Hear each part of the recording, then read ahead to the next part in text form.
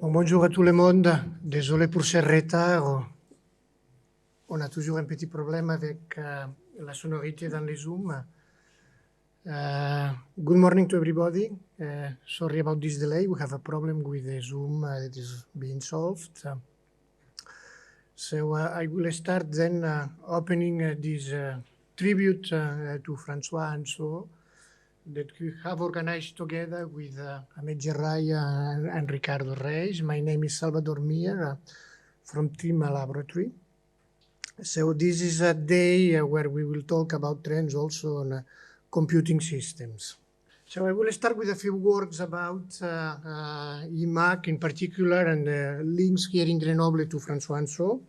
So in the beginning in Grenoble in 1951, there was the creation of the Laboratoire de Calcul here at the university by Jan Kunzman.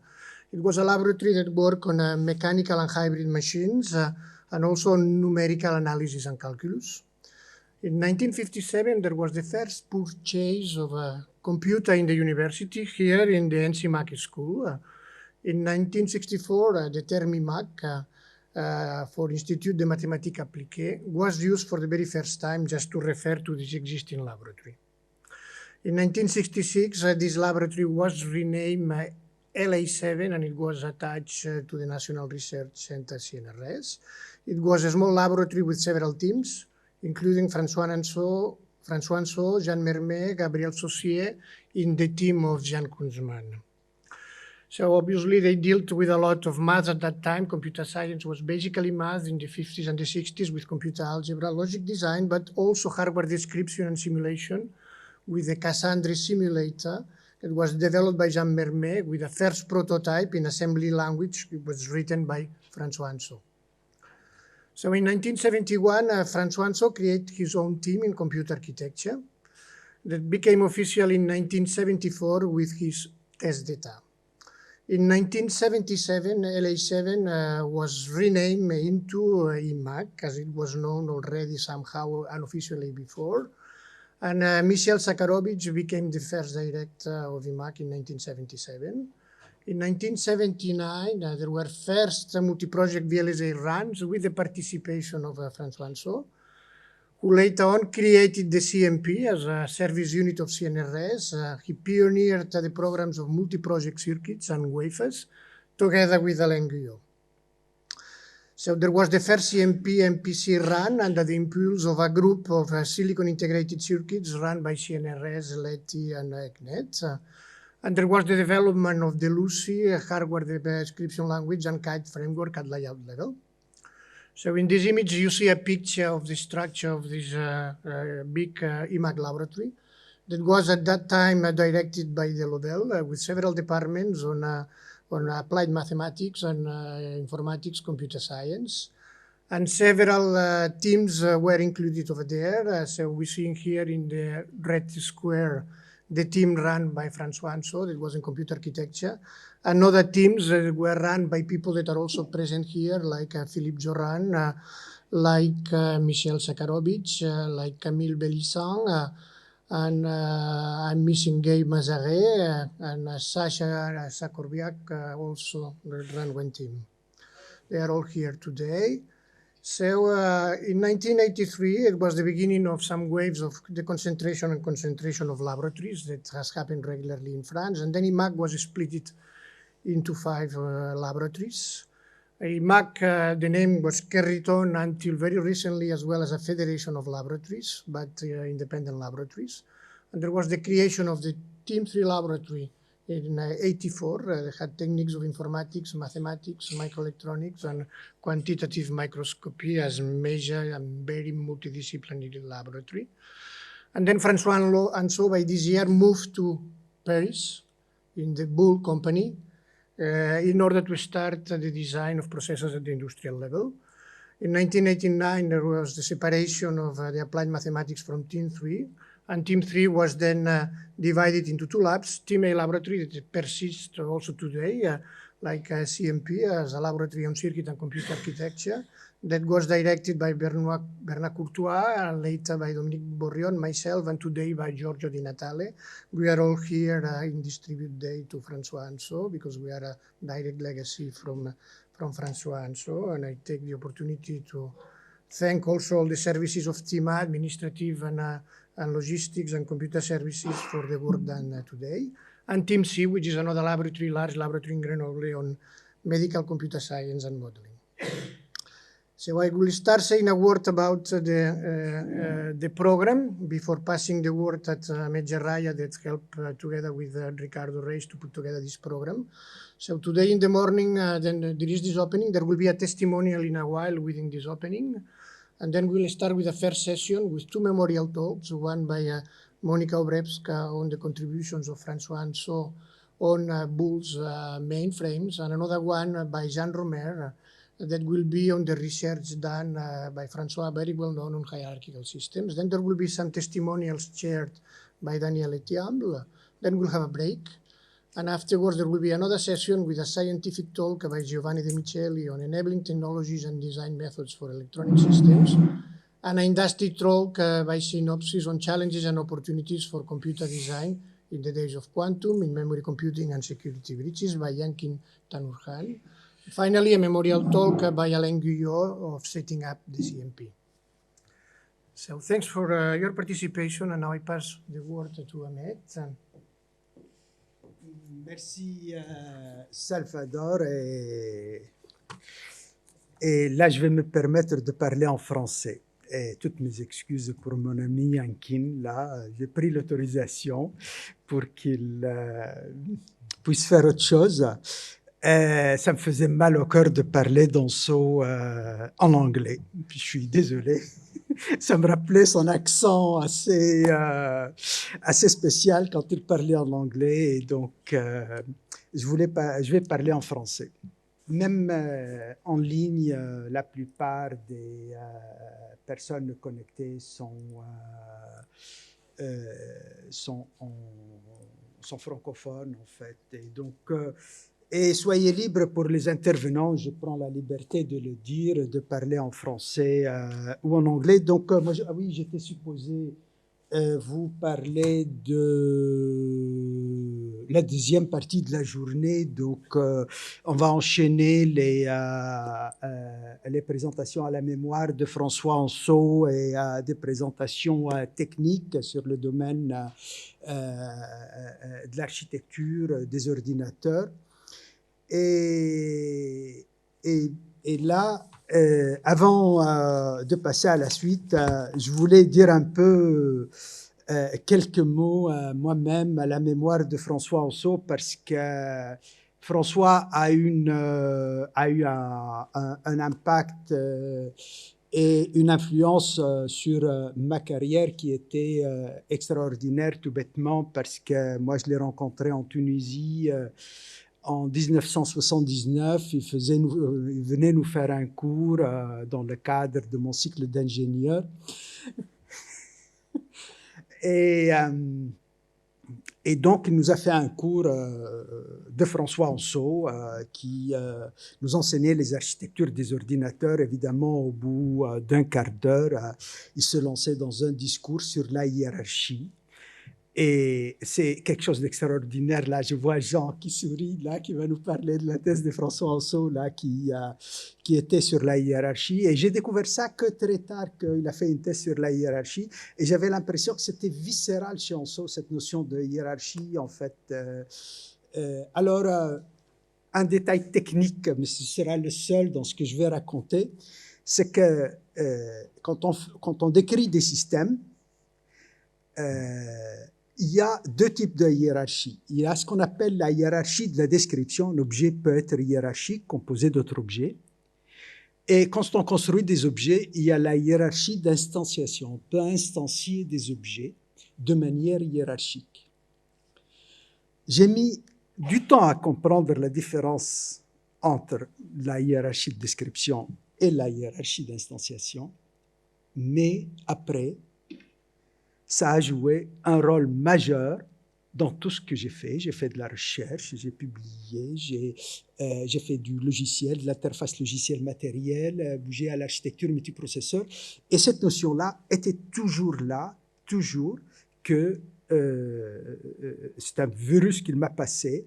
Et quand je vois un système, je suis toujours en train de le décomposer, le recomposer et le voir de manière hiérarchique.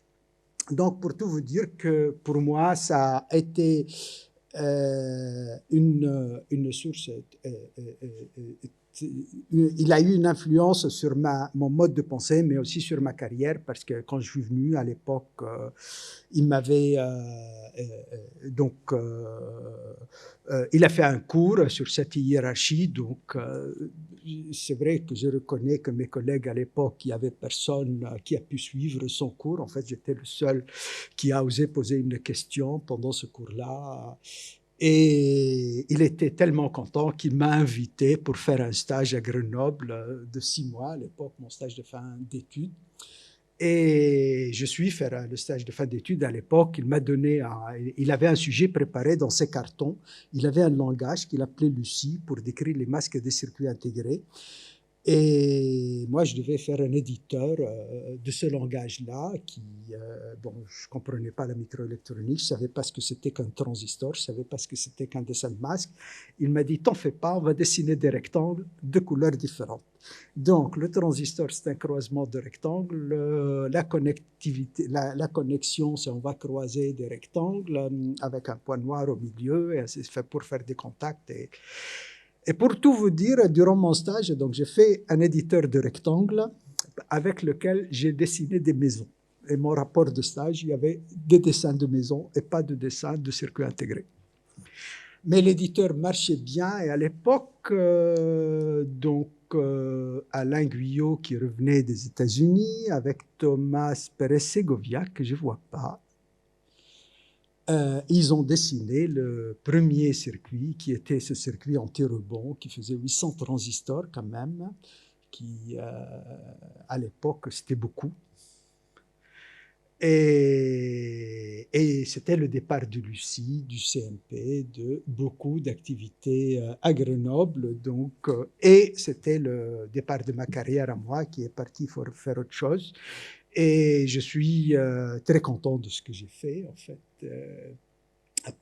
Et là, voilà, je vais arrêter là pour de parler de François Anceau. Désolé, là, mais c'était nécessaire de le faire et de le faire en français. Et comme je dis, c'est-à-dire, ça a été un départ, le départ de ma carrière. Donc là, on va démarrer cette journée et je voudrais, pour commencer, donner la parole à Michel qui va dire quelques mots. Et comme j'ai dit, vous pouvez le faire en français ou en anglais à votre aise. Hello everybody. Ça veut dire bonjour tout le monde. I can continue in English or in French. No, I can continue in English. So I became director of the IMAG laboratory in 1977 when Jean Kunzmann resigned. And I was then more on the side of the applied mathematics than of the side of computer science. And I think I have been chosen for this reason because computer science was a little complex in the laboratory. So it was the period where I met with the different teams and the responsibles of the teams, and in particular, François Anceau. François Anceau was a guy, as you all, I think that all of you have met him, passionate. He was completely in what he was doing. And he was one of the person the most passionate I ever met. There were several teams. The laboratory was structured in teams with a leader for each team. And as far as I understood, not much interaction between teams. There were several teams in hardware, François Anceau, Jean Mermet, and Gaby Saucier. Geneviève, who is here, was the secretary between 72 and 74 for these three teams. And good luck, because there was a kind of emulation between these teams. Other leaders of teams you find here, like Philippe Joran, Sacha Krakowiak, and maybe I forget some. So computer science was completely new and stranger to me. I tried to understand a little, but I didn't understand anything. The only thing I understood that was I had to make the piece in the laboratory, which was impossible. But I get to know each team and each person and each leader. And I was very interested in the personal relationship I had with the team leaders, and especially with François Anceau, who was someone very attaching. And we got to have personal relationship. I was with my family. We invited each other. So we get to know each other a little more, which was not obvious because François had a temper. He was not always easy to deal with. In the beginning of 1980, in 1983, I understood that I was not built to do research, neither in applied matter, anything. So I tried to go to industry, and then I had good luck that Jacques Stern, who was heading Bull at this period, asked me to come. So I came there, and I was not, I had the title of director of a laboratory in IMAG, which made people think that I had some competency, but that wasn't the case.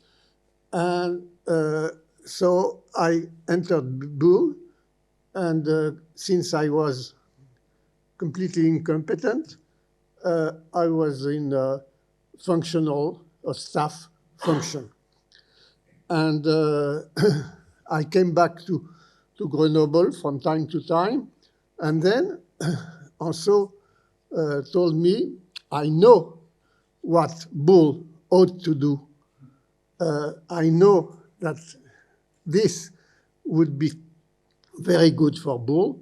It is to shift its technology from what they are doing now to CMOS. And he said this, you have known François, it was very convincing. It was, so I didn't know what was CMOS, I don't know now. But I came back to Bull, and I said to my boss, I have a colleague who is very smart and says that Bull ought to swap to CMOS technology. CMOS technology, people spoke of that. It was in the air. but Bull was interested. And my boss, Christian Joly, decided to try. So we had François come in Les Clés-sous-Bois, and we had lunch, and he convinced the Bull's management to go, or to try to go, to CMOS technology. And to do that, it was proposed to Anso to come with a team of a few people to lead a project in CMOS technology. Monica will tell this story. But this is the beginning of François Anso in Bull. Bull was at this time constructing mainframe. His competitor was IBM, and we tried to make mainframes competitive with IBM's mainframes. So I let Monica describe this, but since I am here, I want to testimony for the few interactions I had with François afterwards. As Monica will tell, the project, the Bulls project, which François led, was stopped. And it was a very hard decision for François to endure. And the reason why it stops, I think Monica will tell.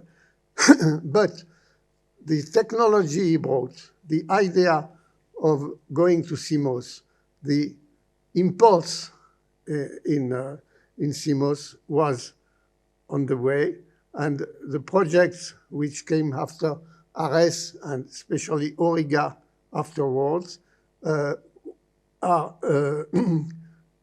have been designed in following Anso's recommendation. So the project was stopped, and Anso was assigned to the research team of Bull, not in a position of management, in a position of research person, and he was not happy. And I remember it was a time, so you could say that happy and Anso doesn't go very well together. And at this time, he was not happy at all. But later on, he had this assignment at CNAM, who opened him again. And while he was at CNAM, he has a teaching position in the École Polytechnique.